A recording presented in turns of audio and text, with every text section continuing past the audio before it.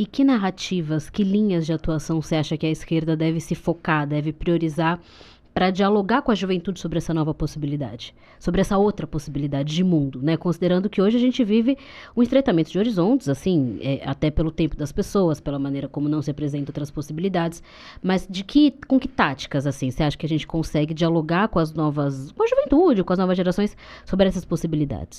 Então, eu diria o seguinte, eu acho que a primeira coisa importante, voltando àquela discussão que a gente tinha feito anteriormente, é retomar o discurso da luta de classe. Eu falar, não, veja assim, os interesses do Elon Musk e do Jeff Bezos não são os nossos interesses. Tão longe Retomar o classismo. Exatamente, tão longe de serem nossos interesses. Ao contrário, eles querem mais que a gente se coloque numa posição de profunda precariedade, profunda vulnerabilidade. Meus interesses do Lehman não são meus interesses, né? Os interesses do dono da Riachuelo não são meus interesses. E não tem nenhuma possibilidade de a gente sentar na mesma mesa para tentar descobrir interesses comuns, porque não há. Certo? Então, ou seja, não há, porque dentro da minha sociedade, quem vai dirigir a loja de Riachuelo não é ele, entendeu? São os próprios funcionários. Certo? Dentro da minha sociedade não tem Lehman, né? Não vai ter fundo Lehman para financiar a educação. Toda a educação vem de fundo público, certo? E vai ser definida pelos professores, pelas professoras, pelos assistentes educacionais, pelos estudantes. Então não tem nenhum lugar para ele dentro dessa sociedade. Certo? Então, e é importante você politizar claramente, porque o capitalismo, né? O capital, ele não é uma estrutura, o capital é uma classe. É uma classe que tem interesses muito claros e sabe muito bem defender seus interesses. É uma classe que, inclusive, se serve das dinâmicas de desenvolvimento tecnológico, certo, para expoliar classes trabalhadoras. Certo? É sempre bom lembrar. Quer dizer, a única coisa que paralisou o capitalismo, certo, foram as lutas operárias. No sentido de que a história do capitalismo não é dada pelo seu desenvolvimento tecnológico. Ele é dada pela força das lutas operárias. Quer dizer, porque aí ela define como vai ser o desenvolvimento. E quando essa luta se decompõe, que é um pouco esse momento, e é interessante, porque ela se decompõe no momento onde a classe operária, ela existe, contrariamente a que várias pessoas dizem, ela existe, ela é duplamente expoliada, certo? Hoje você trabalha, não é para conseguir sobreviver, você trabalha para conseguir gerenciar seu endividamento. É outra coisa. Você vai ver o nível do endividamento das famílias, você vai perceber. Quer dizer, então isso mostra o quê? Mostra que essa classe está ganhando. A classe do capital está ganhando. E a gente está perdendo. Então acho importante retomar essa dinâmica. E quando essa dinâmica é retomada, é muito interessante. Em todos os casos dos últimos 10 anos que eu percebi, onde você tem um discurso classista que entra com força, a esquerda ela ganha força. Imediatamente. Então a identidade de trabalhador e trabalhadora, você acha que é o que a gente deve retomar? Eu concordo muito com você, e eu acho que isso é um desafio, né? Porque, claro, existem as ideologias contrárias, neoliberais, individuais, do mérito, do nananã, a coisa do empreendedor, que eu acho que isso é muito complicado. Eu acho que mesmo, algo que eu já percebi, né? É que mesmo os que se acham empreendedores, mas que estão em exploração, ou estão até empresários de pequenas empresas, sabem que eles não são igual à burguesia, assim. No fundo, as pessoas sabem disso. Lembra o negócio do 6x1? Né? Da escala 6x1. Isso foi um aprendizado para a esquerda. Pela primeira vez, a esquerda brasileira, dentro do governo Lula, tinha saído das cordas. Né? E por quê? Porque assim, ninguém precisou nem mobilizar. As pessoas imediatamente sabem, falam, não, mas eu sei muito bem que o meu patrão quer que eu trabalhe 10x1. Ele quer que eu trabalhe até morrer.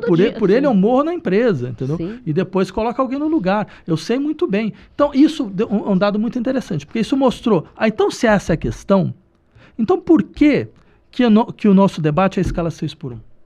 É um debate importante, eu não nego, é absolutamente central. Acho as pessoas que fizeram esse debate valorosas e tal, mas você percebe o grau de recuo que a gente está?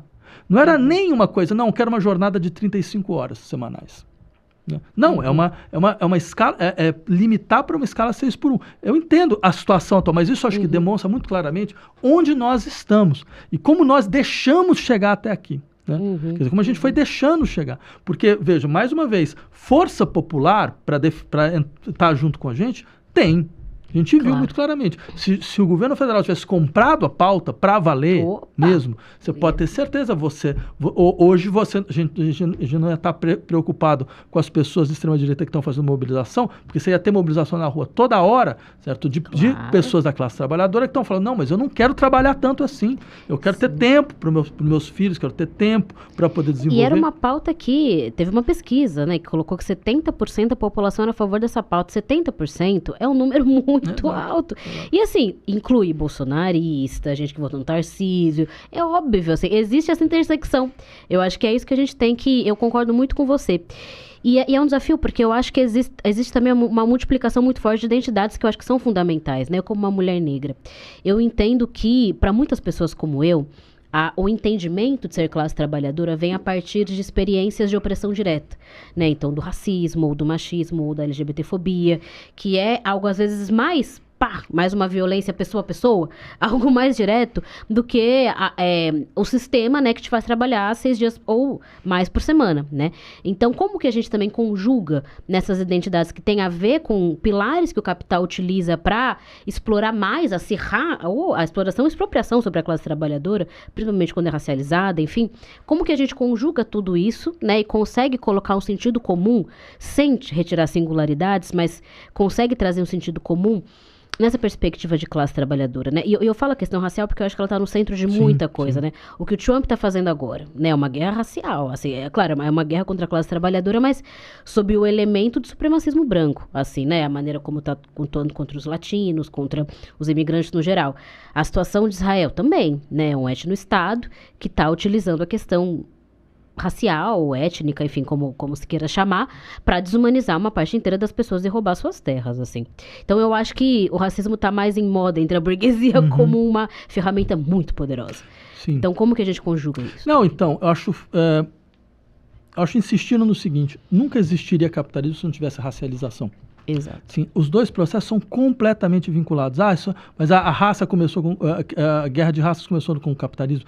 Veja, se a gente admitiu que o pessoal, sei lá, alguém como Quinjano fala que não, mas veja, é impossível você entender o processo de conquista da América sem entender a função que a raça vai desempenhar a partir de então. Ela desempenhava outra função. Agora é uma outra função. Sim. Agora é uma função que permite não só a acumulação primitiva do capital, mas ela permite a sustentação de um processo que é um processo de espoliação de terras, de espoliação de trabalho, certo? De espoliação de culturas, certo? Que é a forma perfeita da sujeição. A perfeita da sujeição, como dizia o Fanon, é aquele momento onde você integra todos os valores do colonizador na tua cabeça. E você olha para você e você fala, não, eu sou todo errado. Né? Sim, dizer, a gente sabe... É uma secundarização do próprio papel na história. Exatamente. Sim, então eu acho assim, esse processo, ele é exponencializado com o capitalismo. Né? O capitalismo precisa disso, porque ele precisa da exploração do trabalho salariado e do trabalho não pago. E o trabalho não pago é o trabalho doméstico, feito pelas mulheres, e o trabalho escravo, que não desapareceu da história. Não desapareceu. Foi uma sobreposição de formas. Está aqui até hoje, a gente vê. Basta você comprar um suco lá no Rio Grande do Sul, você vai lembrar que, afinal de contas, tinha vários trabalhadores em situações de escravização dentro das... Exato. Está muito perto da gente. Assim, um dos meus últimos trabalhos antes de virar vereadora foi ser psicóloga de UBS. Estava falando sobre isso contigo. E eu fui de uma área que era uma área que tinha uma desigualdade muito marcada. Né? Era uma área da cidade que tinha 2 pedaços muito extremos. E grande parte das pessoas que eu atendia, claro, era da parte pobre, mas eram as escravizadas da parte rica. Assim, era um negócio brutal, assim, de empregadas domésticas que estavam há décadas na família e que até podiam ganhar um salário, alguma coisa ali, mas tinham elementos da escravidão que, para mim, estavam colocados. O rompimento de vínculo familiar, não ter outra casa, assim, sabe? Você mora ali, né? Ou então, a pessoa estava ali na minha frente, o telefone começava a tocar, era a patroa, para saber se estava no posto mesmo. É muita história, assim, que a gente tem... E é um negócio de São Paulo, tá? Poucos quilômetros daqui. Ou então chegava uma família inteira, né? Porque era uma parte meio falida ali, né? E aí, era a família inteira, só quem conseguia falar das condições de saúde da família inteira, inclusive de adultos, era uma idosa negra. Assim, então, é uma coisa muito doida, assim, que a gente vive, da maneira como o escravismo foi, né, se colocando. E eu coloquei esse ponto justamente de porque eu acho que, na minha opinião, inclusive, né, tem gente que fala, mas o problema é as identidades. Eu, inclusive, vejo esse debate cínico em parte da esquerda mais reformista, né? É um debate cínico, assim, cínico, que o problema é o pessoal quer fragmentar, não sei o que, não. Não, imagina, isso é revolucionário. Eu que entendo que a ideia individualista neoliberal disputa o movimento negro, disputa a ideia de pretos no topo e tal. Eu ainda acho que qualquer movimento antirracista, por mais que influenciado por essas ideias, qualquer um tem seu ecossistema.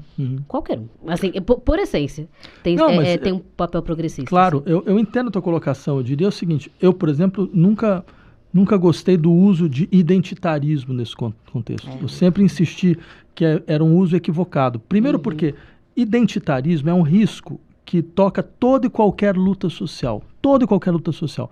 Você pode fazer uma luta nacional que pode se transformar em identitária. Luta de classe pode se transformar em luta identitária. Basta você lembrar, nos anos 60, por exemplo, iam olhar para mim, por exemplo, e falar, você é um pequeno burguês, né? Então, ou seja, você não pode compor com a gente. Então, ou seja, é identitário também. Então, ou seja, é um risco geral de todas as lutas. Então, eu não entendo por que a gente aplica só para um certo tipo de luta, a não ser que seja para desqualificá-las de antemão, logo de entrada. Desqualificá-las, domesticá-las e tentar, na minha opinião, inclusive vindo de quem vem, que a gente sabe, impedir algumas novas lideranças. Assim. Não, isso com certeza. Você tem uma configuração de jogos de força que alguns veem como um problema, que é um absurdo, mas além disso, eu diria o seguinte, essas lutas, na verdade, são as verdadeiras lutas universalistas.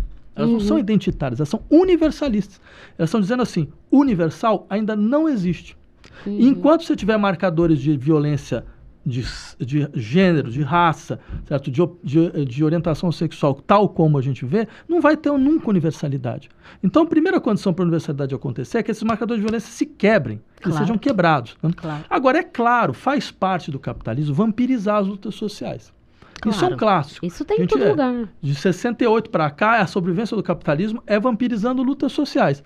É falando, não, eu consigo integrar você bem num capitalismo mais diversificado, tem um lugar para você no Comitê de Diversidade do Magazine Luiza. Claro que isso acontece. Mas isso faz parte do capitalismo em todas as lutas. Isso foi feito com o sindicalismo, nas décadas anteriores, e ninguém usa esse discurso. Não, você lembrou isso muito bem. O sindicalismo é o exemplo clássico de integração de lutas sociais dentro da dinâmica do capitalismo. E normalmente os caras que vão falar da juventude de agora. Falar, vocês moleques, vocês não estão entendendo nada. Exato. Na verdade o negócio é clássico. Você vai falar, pô, mas é o que vocês fizeram com o sindicato? Porque vocês acham que você tem algum direito de falar de alguém? De falar, exatamente. Então, eu concordo com você em gênero, número